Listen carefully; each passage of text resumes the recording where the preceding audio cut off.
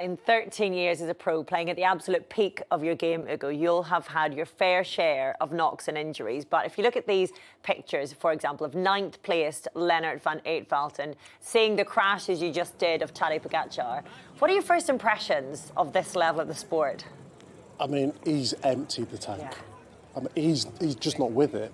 It's actually wild to think, and I don't think there's enough appreciation for elite sports athletes, that he was fully cognizant of what he was doing whilst he was on the bike, in the saddle. And now, look at him, he's exhausted. The fact he's having to be held up. It's all we ever want, is people to give absolutely everything, but that's taking it to an nth degree. I guess the biggest difference is I would have to do that and then do it again in a week's time. Yeah.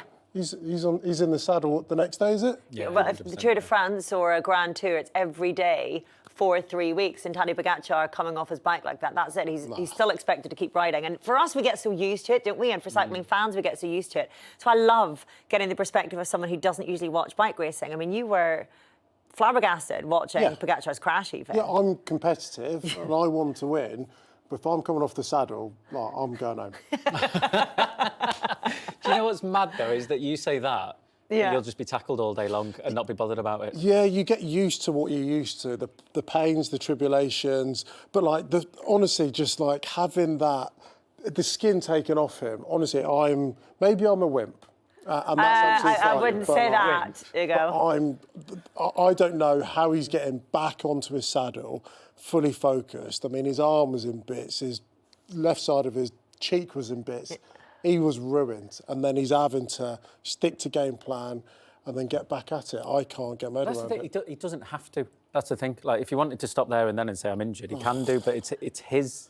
That's what I always find mad, is that you crash in a bike race, and there's always a pressure on you to be like, I've got to finish. Because it sounds ridiculous, but there's no soft lad in cycling. There's no soft blokes, and no one wants, or woman, sorry, but no one wants to step off their bike and be like, I've scratched myself a little bit. You don't get to that level unless you have that fiercely competitive spirit anyway. Do you of any sport? I get the mentality. I totally get the mentality of the amount of hours training, dedication for that 1 minute, and then to come off your bike, you're not going to say, well, that's it. But physically, I just can't export my mind into that situation right now. Now I've retired, to think, I'm getting back on my bike. Like, you want to protect yourself. It's fair play. Because crashes are one thing, but I want to show you some images of Fabio Jakobsen a few years ago at the Tour de France. It was 2 years ago, wasn't it, when he was struggling to make the time cut. So this was just to stay in the bike race to continue the next day. And see the clock counting down there? They had 17 seconds left before he was completely eliminated from the race. He's a sprinter. It was a mountain day. Completely broken just to stay in the bike race. Just to stay in with a chance of it. It's crazy. It truly is.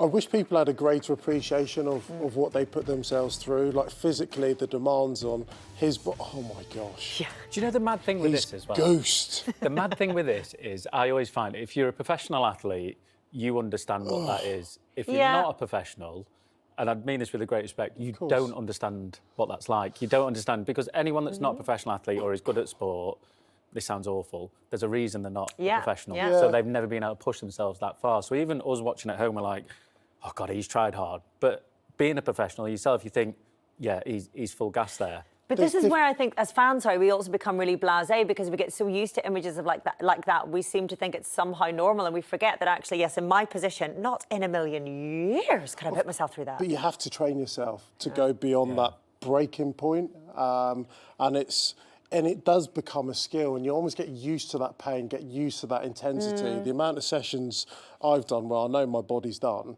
but I have to keep going, and then It's not been done for a while. Jesus Christ. I'd say it's about done, mate. That microwave has gone...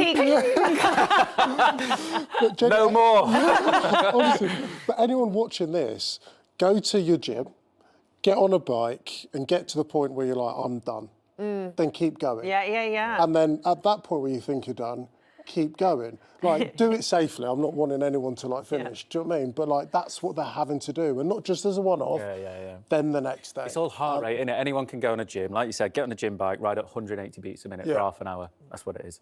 Plus another 5 hours of 140.